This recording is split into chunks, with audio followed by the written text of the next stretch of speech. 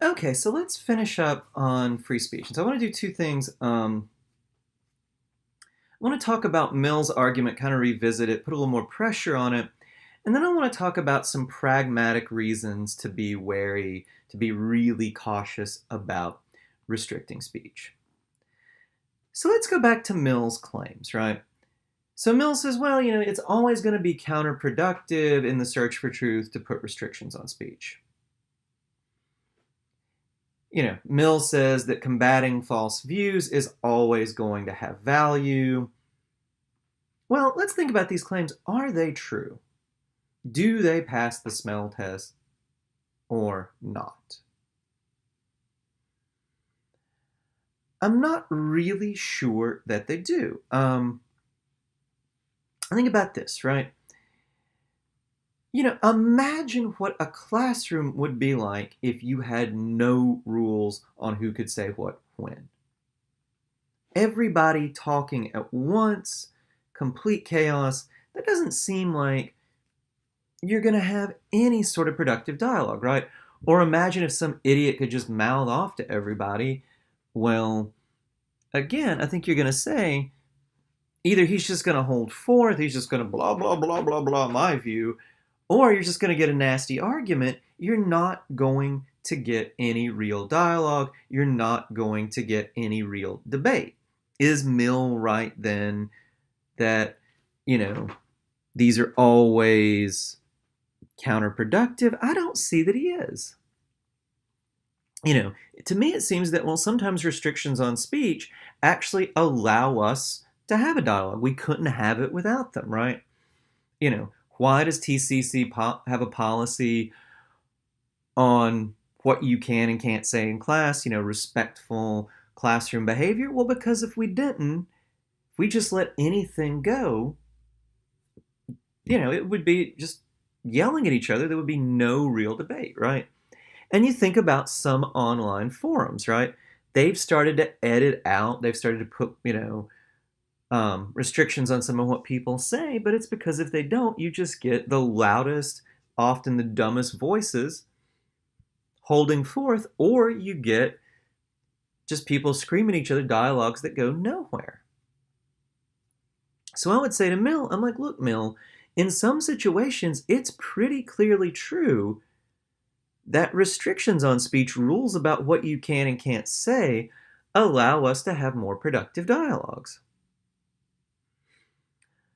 So why not restrictions on speech then, Mill? If they do in some contexts, why make this blanket statement, they're always going to be bad, they're always going to hamper us in getting after the truth? And ask yourself too, is it always the case that, there's some value in having to combat false views? Again, that really doesn't pass the smell test, right? There might be some cases where there are, but there are a lot of cases where there aren't. Imagine you're having a conference on astronomy and they decree that you have to devote 30 minutes to the flat earthers. They decree that you have to devote another 30 minutes to people who think the sun revolves around the earth. Well, astronomers know both of those claims are false. At the absolute best, you're just going to waste an hour, right? You might say to Mill then, well, look, adding on to this talk about hate speech, if we know that some incredibly racist speech or some sexist speech is false, Mill, there's no value maybe in having it out there and having to keep fighting it, right? In the same way, if people are just saying provably false stuff like,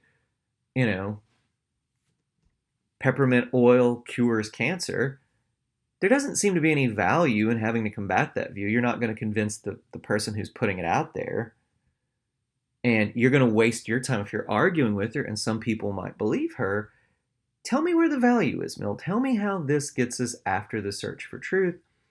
I'm not sure that it does.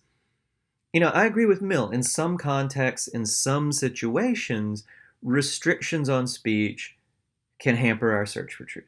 And in some contexts, in some situations, having to contend with a false view can be productive in reaching the truth. But is that always true? Aren't there some forms of speech, aren't there some false claims that we know are false, where there's no real value in combating them, and, well, there's a lot of harm they might do? So, should we buy Mill's argument? He has a point. Restrictions on speech can keep us from reaching the truth. They can, they can prevent true views from being out there. But if we're cautious about them, do they have to, right? And might they not have some benefit? Can we buy Mill's blanket statement? Open debate, the most open debate, will always help us to reach the truth. I am very skeptical on that. Well, then, should we have restrictions on speech? Should we restrict hate speech? Well, when the rubber hits the road, I don't think we should.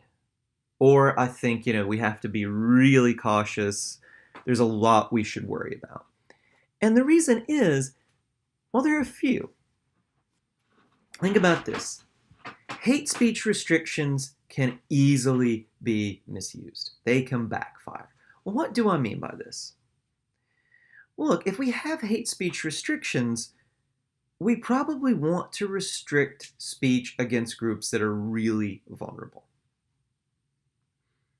If you want to insult me, if you want to say something nasty about white men or Presbyterians or whatever, that's kind of a jerk move, but I think you should be fine for that, right? I'm not a vulnerable group.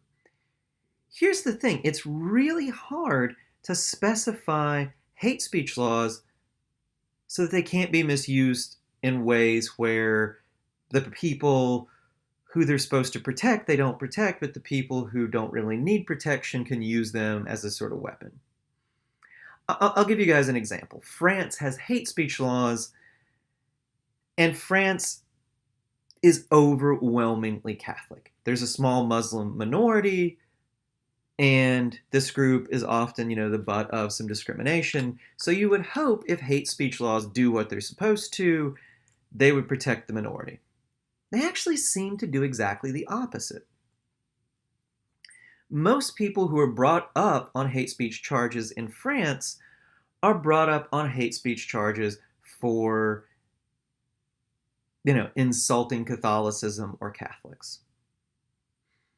There's an example, there's an ad, it was a clothing ad, and, it was like the Last Supper. Well, these people were brought up. People who say insulting stuff about Muslims, very rarely brought up. If you insult the Catholic Church, it's still pretty rare that you'll get brought up on charges, but it's more common. The problem here is, how do you specify what are and aren't marginalized groups, what groups should and shouldn't be protected, right? Presbyterians aren't a marginalized group. I don't think Catholics really are in the US anymore. Muslims might be, right? Muslims probably are. Well, but how do you write it in the law to specify that? And how do you write it in the law given that there's going to be changes over time, right? 100 years ago, Irish Catholics really were a group that's discriminated against. I don't think if you're an Irish Catholic nowadays, you really need protection. Why not? How do we put that into law, right? So hate speech restrictions can be misused, they can backfire. And before you put any restriction in place, you should think about how people might misuse it, how it can backfire, and I think they have a real potential, right? He just wants to insulate his group that doesn't need protection from any criticism. He says, well, it's hate speech. You're saying something nasty about me. How do we write the laws to prevent that? I don't know that we can.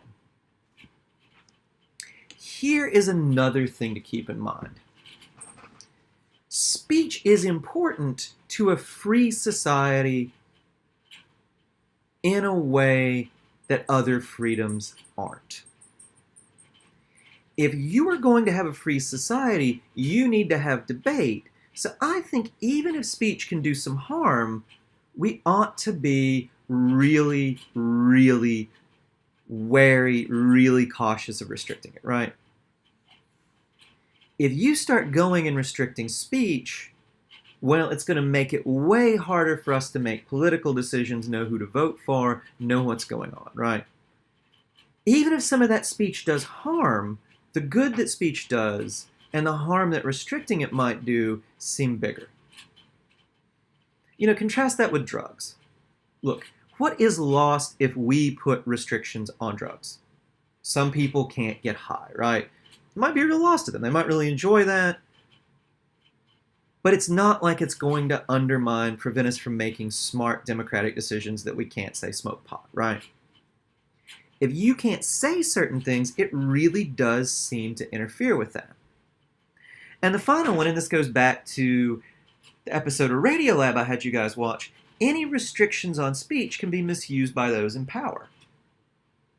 And now look, people in the Radiolab episode were pretty much top to bottom liberal, and they were worried about Trump.